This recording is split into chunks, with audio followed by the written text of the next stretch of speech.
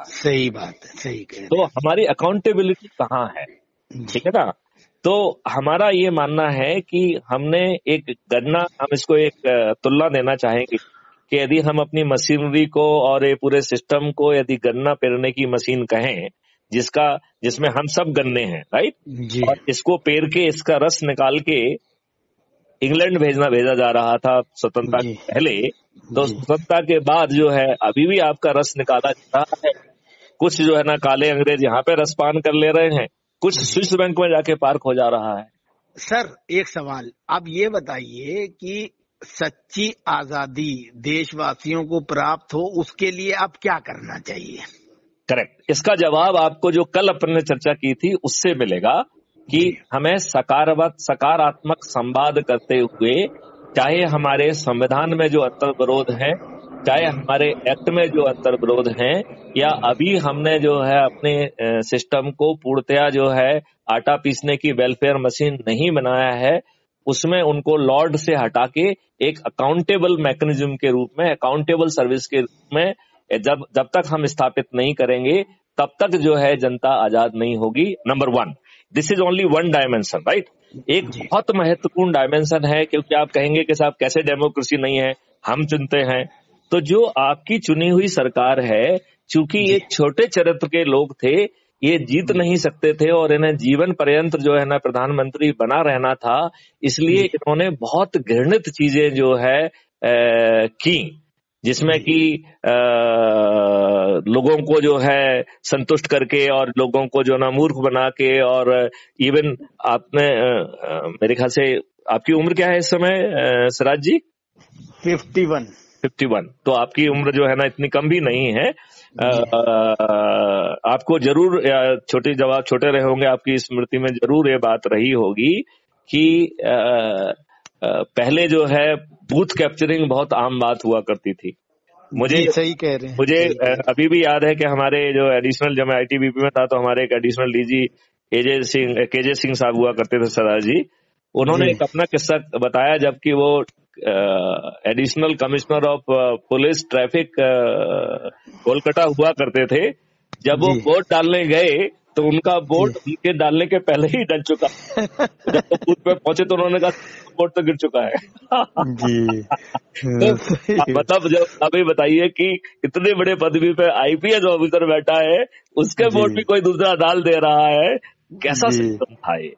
Right, जी number one. अब ये तो हो गया है कि एन के प्रकरण जैसा भी, चाहे जो है फ्रीबी बांट के किया जाए, चाहे मूर्ख बना के जाति और धर्म पे जो है ना बांट के पकड़ा जाए, चाहे जो है दारू बांट के, शराब बांट के किए जाए, चाहे पैसे बांट जी के किए जाए, चाहे साड़ी बांट के किए जाए, जो भी जैसे जी भी चुन के आया है, वो चुना हुआ जी व्यक्ति आपका प्रतिनिधि है, राइट। जी he is a public representative at least on paper, right. जी do you agree with that? बिल्कुल बिल्कुल सही कह रहे अब इसमें दूसरी दुष्टता देखिए कि जो 2019 में पार्लियामेंट गठित हुआ है, उसमें 42% मेंबर ऑफ पार्लियामेंट का उनके अपने एडमिशन में, जो इन लोगों को एक एडमिशन एक सबमिट करना पड़ता है हैं। जी जी जी इलेक्शन, उसके हिसाब से 42% लोगों का आपराधिक रिकॉर्ड है, ठीक है ना। जी और जी 29% लोगों के खिलाफ बहुत ही जघन्य अपराध है, मर्डर, डकैती, रेप, राइट। तो जी चाहे कोई भी पार्टी हो, सभी पार्टियों को ये अपराधी जो है ना बहुत पसंद आ रहे हैं, जी राइट। और अपराधियों के जीतने की संभावना ज्यादा रहती है, क्योंकि वो अपने पास धन बल लेके आते हैं, बाहुबल लेके आते हैं, और जी अंदर वो एक सामर्थ्य होती है जो उनको जिताने का काम करती है, ठीक है ना। जी तो हर जी पॉलिटिकल पार्टी को ये अपराधी, जिन्हें कानून का निर्माता कदापि नहीं होना चाहते हैं लेकिन उन्हें वही लोग अच्छे लगते हैं, वो सुप्रीम जी कोर्ट के रिक्वेस्ट के बावजूद भी ऐसा कोई कानून नहीं बनाने के लिए तैयार है, ना बनाएंगे वो। जी क्लियर? अब ये हो बिल्कुल गई ठीक। है दूसरी डायमेंशन। अब अपन आ जी जाए तीसरी डायमेंशन पे। जी वो डायमेंशन है कि क्या ये आपके प्रतिनिधि, चाहे वो कैसे ही चुने गए हों, चाहे वो कैसे ही क्यों ना हो, चाहे वो रेपिस्ट, जी किडनैपिंग और जो डकैत और जो व्हाटएवर, राइट, वो जी कुछ भी जी क्यों ना हो, वो क्या जी आपको रिप्रेजेंट कर रहे हैं, क्या वो आपकी बात कह रहे हैं? तो जी आपका क्या मानना है, क्या क्या क्या वो आपकी बात नहीं कह कर पा रहे रहे, हैं? नहीं नहीं कह रहे। नहीं कह रहे हैं। क्यों नहीं कह रहे हैं वो? क्योंकि वो पार्टी विप से बंधे हैं, पार्टी के वफादार हैं, ना कि जनता के प्रति करेक्ट। वफादार हैं। उसके पीछे दो कारण है। एक जी कारण है जो आपने कहा है कि जो पॉलिटिकल विप पार्टी विप होती है, यदि उसे वो जी नहीं मानेंगे तो वो सदस्य भी नहीं रहेंगे, आज का कानून बिल्कुल। कहता है, ठीक है ना। जी जी अच्छा, ठीक। दूसरा बात है कि जो है ना, इन सबको जो है, जो भी बंदर बाट मिल रही है, इन्हीं के मेहरबानी के ऊपर है। तो यदि बिल्कुल ये जो है थोड़ा सा भी कुछ दाएं बाएं बोलेंगे जी अपनी जनता के बारे में, अपनी भावनाओं के बारे में, अपने दिल की बात कहने की कोशिश करेंगे, जी तो इन्हें जो है ना डिसिप्लिन के नाम से पार्टी के प्रथम सदस्यता से जो है ना बाहर कर दिया जाएगा, और जी जो थोड़ा बहुत भी उनको मिल रहा है बेचारों को, उससे भी जी वो वंचित हो जाएंगे। एकदम तो सही है। हम और आप सभी स्वार्थी हैं, कोई जी वंचित नहीं रहना चाहता है, तो हर जी कोई अपने उसमें जो है ना वो कर रहा है। आप छोड़िए जनप्रतिनिधि, तो छोड़िए, आप ये बताइए, जो इंटेलेक्चुअल्स बैठे हुए हैं, जो मीडिया रिप्रेजेंटेटिव बैठे हुए हैं, वो आप क्लियर कट आप उनके वाद विवाद से देख सकते हैं कि वो किसी न किसी पक्ष से बंधे हुए हैं और बड़ी वफादारी जी से वो पक्ष निभाने की कोशिश करते हैं। नेशनलिस्ट जी का जो है पट्टा बांध के डिबेट में सम्मिलित होने वालों की संख्या मुझे दिन प्रतिदिन कम होती हुई दिख रही एकदम सही है कि नहीं? सही सही तो कह रहे हैं आप। तो अब अपन इस बात को समझने की कोशिश करें कि इसका मतलब ये है कि जी आप जो है अपनी बात ही नहीं रख पा रहे हैं, तो आप जनता के प्रतिनिधि होते हुए भी जनता की बात तो रख नहीं पा रहे हैं, फिर शासन किसका है? तो शासन बिल्कुल पार्टी सही, का है। एकदम सही। तो क्या क्या जो है शासन का पार्टी का जो है होना चाहिए? डेमोक्रेसी में तो पार्टी का नहीं शासन नहीं होता है, पब्लिक के नहीं रिप्रेजेंटेटिव का शासन होना चाहिए।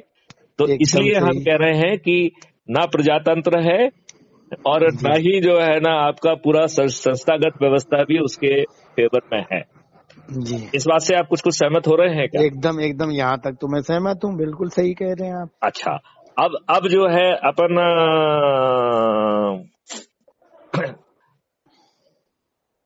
आप ये बताइए, जब भी कभी सुधार की बात होती है, विशेष तौर पर पुलिस सुधार की, तो आपको नहीं जी लगता है कि इनकी रूहें कांप जाती हैं? चाहे सुप्रीम कोर्ट जो है ना 2006 का जजमेंट दे, ये इसको इसने उल्टे ढंग से लागू करते हैं कि जो अपेक्षित जी रिजल्ट होते हैं उसका उल्टा जो ना जमीन पे होता है। आज आप क्या ये सही बात बात। मानने के लिए तैयार हैं कि पूरे देश का सभी जो है posting right up to the constable वो पॉलिटिकली मोटिवेटेड हैं, विधायकों और सत्ता पक्ष के लोगों बिल्कुल के डिक्टेट पे होती बिल्कुल है? सही, यही है, यही हो रहा है, यही चल अच्छा, रहा है। अब आप ये मानने के लिए तैयार हैं कि जो भी पोस्टिंग करा रहे हैं वो पोस्टिंग कराने के लिए भी पैसे ले रहे हैं, और आपको पद पे बने 110%। रहने के लिए भी पैसे ले रहे हैं, और जो आप उनके काम एकदम, करेंगे वो तो ब्याज में। हाँ एकदम सही है, तो यही है स्थिति। तो अब आप ये बात मानेंगे कि नहीं मानेंगे कि हम सही मायने में आजाद नहीं हुए? बिल्कुल नहीं हुए। पहले हम गोरे अंग्रेजों के गुलाम थे, अब हम इन काले अंग्रेजों के गुलाम हैं। इन्होंने जी पार्टी को इतना बड़ा कर दिया है कि पार्टी जी के सामने जनप्रतिनिधि बौने हो गए हैं, जी उनकी बिल्कुल औकात सही है। खत्म हो गई है।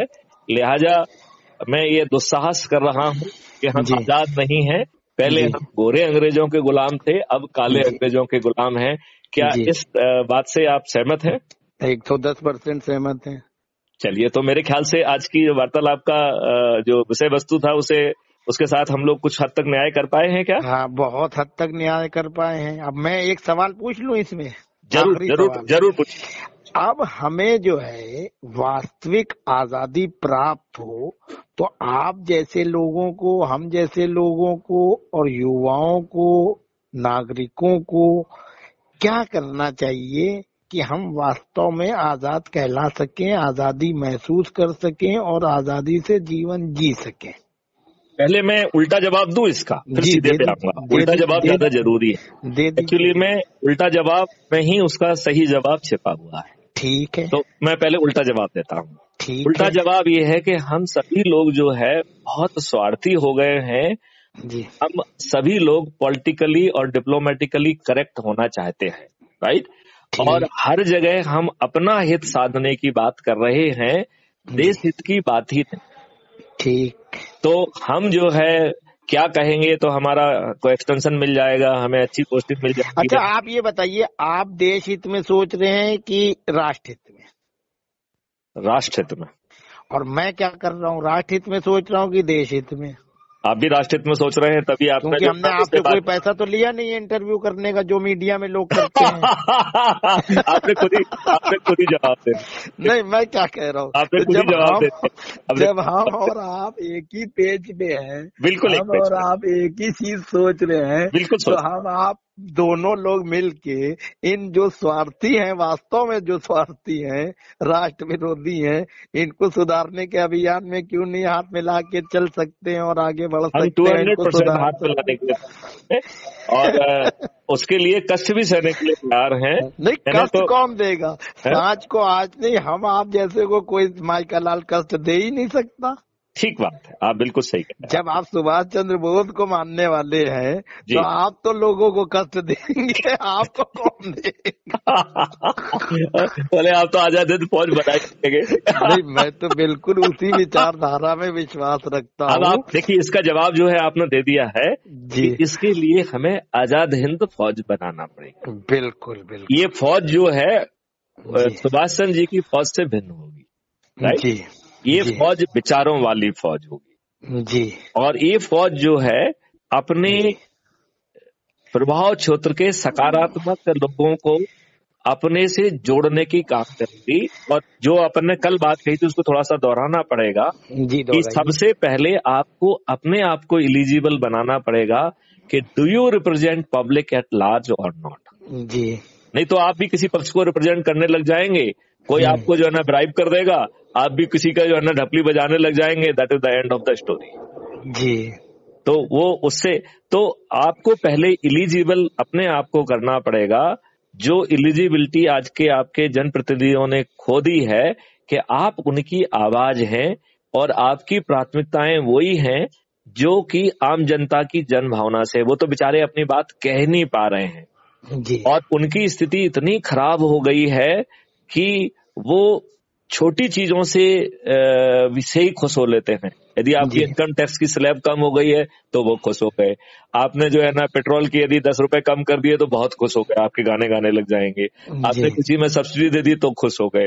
तो छोटे मोटे जो आपने फ्री भी दे दी कि बिजली फ्री दे दी, ये दे दी, इसी में ही वो अपनी खुशी खोजने लगे हैं। जो मूल तथ्य है उसकी तरफ उनकी विचारण की शक्ति खत्म हो गई है। ठीक, बिल्कुल सही। मतलब वो उनकी तरफ उनकी सोच ही नहीं जाती है। और जिन लोगों का ये काम होना चाहिए, हम लोग जो है दुष्टता के साथ किसी पक्ष को रिप्रेजेंट करते हैं, अपने आप को इंटेलेक्चुअल कहते हैं। हम नहीं कह रहे हैं कि वो बहुत सारे इंटेलेक्चुअल्स होंगे, उन्होंने ढेर सारी किताबें पढ़ी होंगी, लेकिन सोच और समझ तो गद्दारों की है। एकदम सही। तो वो विद्वान हो सकते हैं, बुद्धिमान नहीं। हाँ, वो जो है देशभक्त नहीं है, राष्ट्रभक्त नहीं है जी। वो देशभक्त और राष्ट्रभक्त बिल्कुल नहीं है।